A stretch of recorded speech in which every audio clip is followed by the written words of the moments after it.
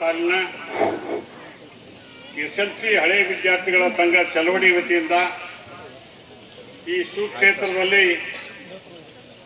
ಶ್ರೀ ಗುರುಶಾಂತೇಶ್ವರ ಅಜ್ಜಾರವತ್ತ ಇದನ್ನು ದಾನವಾಗಿ ಕೊಟ್ಟಿದ್ದು. ಈ KPSC ಗುರುಶಾಂತೇಶ್ವರ ಸರ್ಕಾರಿ ಪ್ರೌಢಶಾಲೆಯ ಹಳೆ ವಿದ್ಯಾರ್ಥಿಗಳು ಇಂದ ವಿಶೇಷವಾಗಿ ನಮ್ದೆಲ್ಲರದು ದೊಡ್ಡ ಪುಣ್ಯ,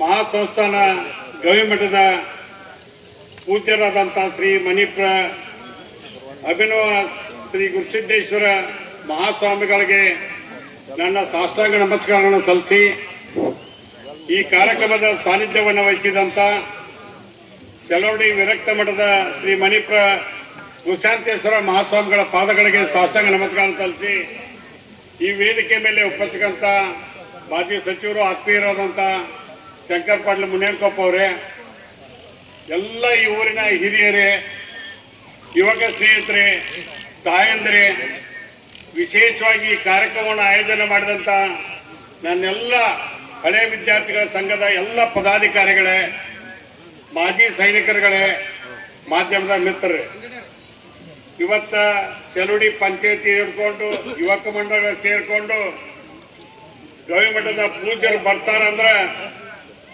ನನಗನಿಸ್ತದೆ ಈ ನಡೆದಾಡೋದು ದೇವರೇ ನಮಗ ಚಲುಡಿಗೆ ಬಂತು, ನಾವೆಲ್ಲರೂ ಪುಣ್ಯವಂತರಾದ್ವಿ, ಅವರ ಬರುವಿಕೆಯನ್ನು ಎಲ್ಲರೂ ಕಾಯ್ತಾ ಇದ್ವಿ, ಅವರ ಆಶೀರ್ವಾದಕ್ಕೆ ಹೆಚ್ಚು ಮಹತ್ವ ಇದೆ. ನಾವು ಯಾರು ಮಾತಾಡಂಗಿಲ್ಲ.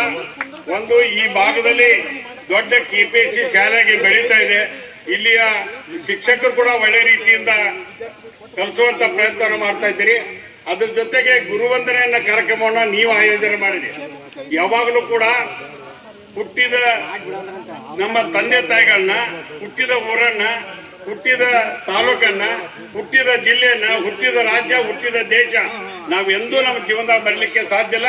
ಅದಕ್ಕಿಂತ ಎಲ್ಲಾಗಿ ನಮ್ಗೆ ಕೊಪ್ಪಳದ ಅಜ್ಜಾರ ಮಾನ್ಯ ಜಾತ್ರೆ ನೋಡಿರ್ಬೋದು ನೀವು, ಯಾರ ಹಿಂಗ ಮ್ಯಾಲೆ ಟೆಪ್ಗೆ ಎತ್ಕೊಂಡು ನಿಂತ್ರೆ ಎಷ್ಟು ಕಾಂತಾರ ಅಷ್ಟು ಜನ ಅಂತ ಪುಣ್ಯದ ಪೂಜ್ಯರು ಬಂದಾರ.